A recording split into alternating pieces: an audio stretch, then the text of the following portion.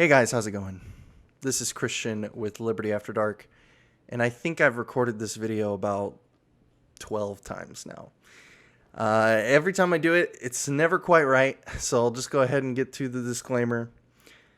This is not a normal philosophy video. If you're here for that, I've got lots of content coming over the next week and a half, really, as I have it paced out, including the next episode of the podcast. So that's all I'm going to pimp it for now. If you guys are here for that or you're interested in the topic, as I'm sure some of you are who clicked on this, stick around. But otherwise, thanks for coming.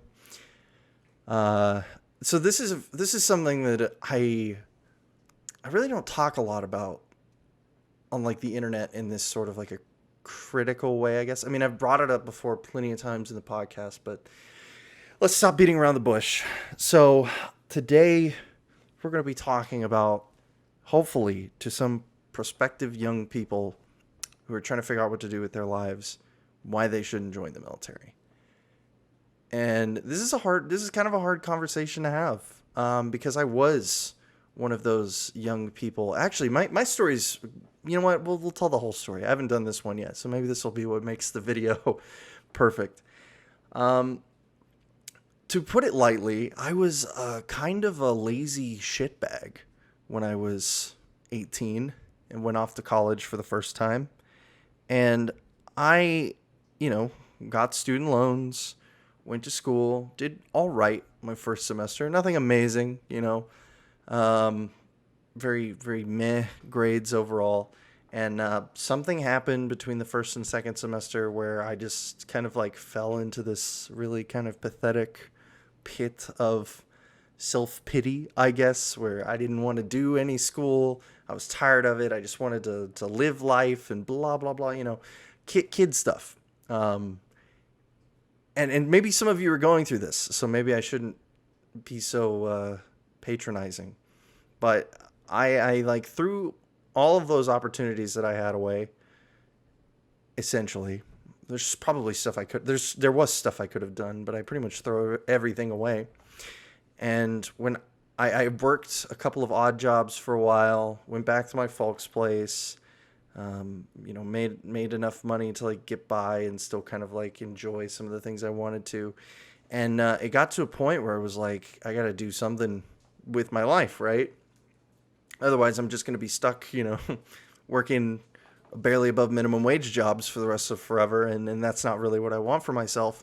And so I convinced myself that school wasn't going to be an option again because, I already tried that and I screwed that up and I didn't want to go do that again. I was still really resentful of like the whole education system from what is ultimately my own failing, really. And so I went to go sign up for the military. And from an early point on, it was never like something I woke up and I was like, man, I cannot wait to go into the military. They do this thing called the delayed entry program whenever you go and you sign up and everything and you're like waiting for your job or whatever to come up or your slot so that you can go over to basic. And the whole time, the closer I got to the date I would ship out, the more I would like think about it. Because if after the first time, it was like 6 or 7 months or something.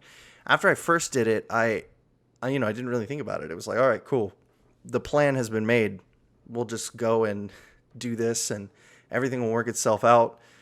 I knew I wasn't going to do like any sort of infantry or I wasn't going to be like kicking doors down or anything like that. So that would have been, I'm just going to be a mechanic. That's what I always wanted to do. I liked working on cars. I liked, turning wrenches and stuff like that. So maybe not as a career, but it's something to do for fun in the meantime to pick up the skills was kind of my mentality. But the closer and closer I got to the date of shipping out, the worse and worse I felt about the decision. But I felt like I was trapped.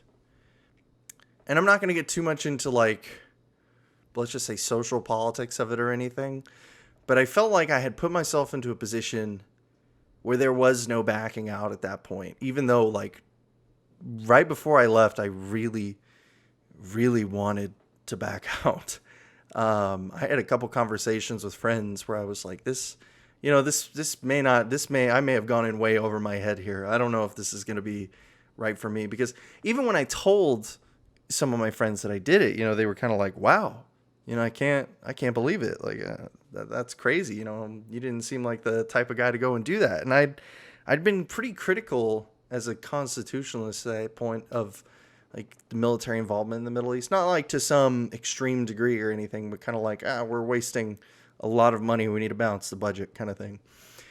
And, so for me to make that decision was kind of a big deal for a lot of people. And, I finally went, I got in, I did basic, I got my job, and the job was hard for a lot of different reasons. Like specifically when I was working on A10s, it was just like compared to everything else I had done before. I'd worked long hours and crazy shifts in the grueling sun or whatever before that, working at like amusement parks.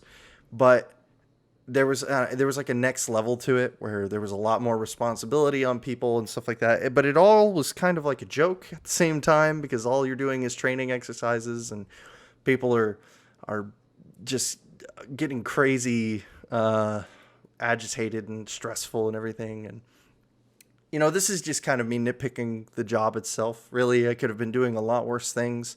I could have experienced a lot worse. Like, I know people who have been through a lot worse.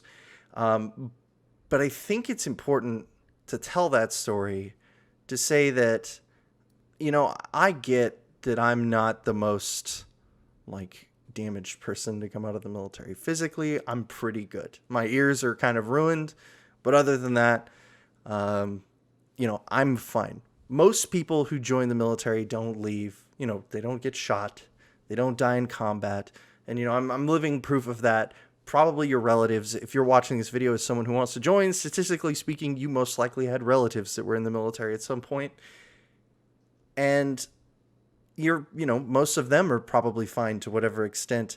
But there are like legitimate risks of joining the military that I think you kind of brush off when you're younger, that are hard to actualize the ideas of. They're hard to really like understand what the future impacts of them could be. And, some of these things get talked about a lot, like homelessness. That's a great, the number of veterans who become homeless afterwards. I don't know any personally, but the statistic is very high. What I do know, however, is the number of people who go through mental health issues, including up to suicide from military service, many of which never even saw a lick of combat. It's a surprisingly crazy correlation of just being in that environment, being in the military. If you've deployed even once, it raises that number significantly. I was looking at some statistics earlier, and I have one in front of me right here. But according to the U.S. Government Accountability Office, which is designed to keep records of these kinds of things, 2.1 million veterans received mental health treatment from the U.S. Department of Veteran Affairs within the period from 2006 to 2010. Man, that's crazy. Another administration, which I'm not going to go through the whole name of, showed that only 50% of the veterans who need mental health or were diagnosed with mental health illnesses while in the military, both of those things separately, will receive any sort of benefits. So you get put into these positions where you're put into situations and pressures and stresses and intentionally put into these positions that run the chance of breaking you mentally. And there's no guarantee that you'll even be able to get the help for it, or that the help will even benefit you in some way. And this is something that I've experienced. I've talked about this.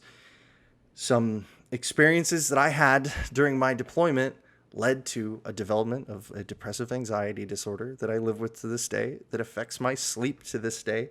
Thankfully, every year I seem to get a little bit better, or I learn to cope with it a little bit better as a part of my life. And I've gotten so much better from how I was whenever this all started that I'm very thankful for that, and for the people who are around to support me. But not everyone is so lucky. And I'm sorry if I'm shaking the camera, but I'm lightly pounding my fist there. Some people that I worked with to this day still barely get winks of sleep. Like, to the point they're crippled is the best way to put it.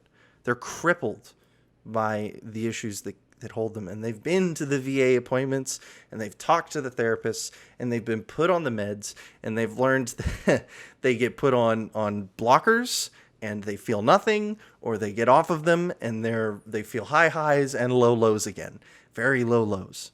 And it's a nightmare scenario to be in that, to be honest, none of us had to put ourselves through. Not a single one of us. I have yet to meet a person who is in such an unbelievably dire situation that the only option that they had was to go join the military. And in my case, to go join the military to get no sort of transferable skills that are completely useless outside of the fact that, you might learn how to fix a jet, which, if you want to do that for the rest of your life, sure, maybe you do. But most people who do this job, or do the job that I did, do not go to work on jets for the rest of their life, because the job sucks, just for fun. Now, I kind of want to talk about this from another side, which is the side that I think is probably like the worst part of me, that looking back, that hurts the most. More so than like any of the issues that I've dealt with personally, or the people around me, in my opinion, and maybe this makes me weird, but this endless cycle of perpetuating the wars is just so awful when you step back and look at it. I was never, like I said earlier, I was never like the most pro Middle Eastern war guy or something. I wasn't a fan of us going over and doing these things, but I think there's maybe in the beginning, like sort of a tacit recognition that like, well, if we don't do these things, there are big consequences, but we probably shouldn't. It doesn't make a lot of sense from like a budget perspective or something like that is maybe what I would have said. But when you see what happens, and when you see the veil of geopolitics lifted, and you see that all the things that they said were fabrications. Like, let's look at ISIS, for example. What were people saying before we went into the fight with ISIS? Oh, the Kurds are going to be wiped out. These people could eventually start developing terroristic threats to the United States, and so we have to go over there and not only protect the Kurds from a genocide, but also protect our freedoms. This is what we say for like everything. You got to protect your freedoms in whatever country, and you got to prevent XYZ awful, terrible thing from happening. Like, whether it's the spread of communism, which had basically every other war before this, I guess before Iraq, pretty much, was what our justification was for that. Korea, Vietnam, all those. It's become like a normal thing. And it's not something we think super critically of, a lot of us. And I'm using collectivist language here because I'm putting myself back into the shoes of the person who joined this organization that I was a part of. And, to me, it was kind of normal. Basically, my whole life we'd been in war. I remember when I was really, really, really young when the Iraq war started. And, I didn't really think anything of it. Especially when I was that young. It would come, I remember seeing the newscasts and everything of, Baghdad and the AA guns going off. And I think maybe I was like desensitized to some kind of extent. I remember vaguely and speaking in posts to a lot of these people that it was kind of a little alarming at the time. But it's become normal now. And, whatever party is in political power will start some nonsense with another country or something. And whatever party isn't in political power will talk about how evil they are for doing XYZ thing. And it just doesn't end. It doesn't end. It never ends. So whatever freedoms you're going there to fight for, someone else 10 years from now will probably be dying in the same patch of soil that you fought over for the exact same thing, which is nothing. It's for nothing. It is for a bunch of kings and lords to play with their chess pieces and shuffle the oil around. And, we need the Kurds here because they give us an influence in the Middle East, and they don't want them there because they want us out of the Middle East. And so we have to do all of these things to make sure all of that goes through. And it's been this way from the beginning. I mean, the amount of evidence that's come out that shows the Iraq War was just a giant play to help stabilize our influence in the Middle East oil market is basically entirely cut and dry at this point. Thanks Dick Cheney and Bush. So I can't sit back and, even if they're just going to be a part of like a finance. This is one thing I hear all the time. It's like, oh, well, I don't want to do any of the fighting. I just want to, do finance or work at the gym or, any of these, list any of the non-combat, probably won't ever even deploy roles that people could do in the military. There's all sorts of desk jobs that have they're very detached from the combat per se. But it's still directly enabling everything that goes on. And this says nothing about the efficacy of it existing to begin with, or the efficacy of getting paid for by non-consensual tax dollars. I'm not even going to go there. I brought them up just so that everybody in the comments who might bring it up can hear it said by me. But I know that if you're looking at joining, you're already not in that headspace. And I think it's just important to know that there are really, really, really big prices to pay. And whatever situation, whatever hole you've put yourself into, or whatever career you think you might get out of this, can be found outside of it. There's I have yet to come up with a good justification that would make me say, like, yep, yeah, the military is your only option. Go for it, dude. Never. I would rather, this is going to be a spicy take. I would rather you go and take state loans to go to school and go to college that way or whatever than I would you joining the military. If I had to pick, maybe not everybody will agree with me on that. Maybe it'll be, oh, what a terrible thing for you to say that you want someone to take state's money and go to school with it. Personally, I would rather you do that. You'd be a productive member of society after whatever time you've spent in college or whatever. You can get your life together. You don't have to worry about any of these things happening to you. You don't perpetuate the endless cycle of wars. To me, that's a preferable option. And if that's the two roads that you're on, is take on student debt, which at this rate might get canceled anyways. So maybe it is in your best interest. Or if you're going to go into the military, if those are your options, just take the debt. Just go to school. Pick up a trade. Do anything. If I could go back and do it, another spicy take.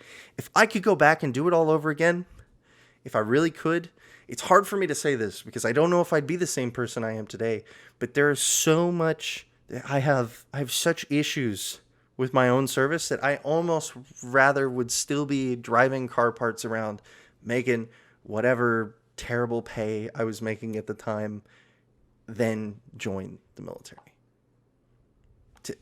That's just the truth. It's just the truth. Because having realized now, looking back at this 4 years of my life that were in service to this monolith of misery, I suppose, is not a fun thing to have to do. It's not something I would wish on pretty much anybody. No one. I made some great friends. I met some great people. There were fun times. Sure. I'm not going to pretend like every day was a living hell for me. But if I could have the life I have now, which really is benefited in almost no way by me joining the military. All of this could have been done years ago. I could have just done it. I would do that in a heartbeat. In a heartbeat. I'd go back and change it all. And I don't want somebody else to have to live with that. It doesn't seem right to me to just sit and, not say something. So, I don't really have much more to say. Hopefully this take was good enough that it'll be the one that you guys get to see in the video. I didn't really expect it to be this long. I'm sorry if it wasn't the most professional thing I've ever done. It's really hard for me to talk through these things in a way that's not bleeding with personal, yeah. Exactly. I can't even make the words right now. It's hard. So if you were someone who watched this, who was thinking about joining the military, but has decided to not do so, you don't have to leave a comment. You don't have to like. You don't have to tell me. But just know that I am super glad that you made that decision, and I think it's going to work out for you in the long run. I know it will. Because whatever you wanted to gain from the military, it's just not worth the risks. It's just not worth being a part of that war machine, that meat grinder, being that number on a spreadsheet, being that resource to the monolith of power. It's just not worth it. It's just not. So I hope someone out there saw this and that they take what I said to heart and that they really consider some of the things I talked about, because I do think it is really important. And that's all I have to say, really. For the rest of you who stuck around and just watched this, sorry, I know this one was a little bit different. If you're new here, for whatever reason, we do philosophy on the show. That's what I love to do. That's my passion. That is my muse. And I will be doing a lot more of that here soon. So hopefully you guys can come back and enjoy some of that. So that's all I've got for you. So I guess it's time to say, take it easy.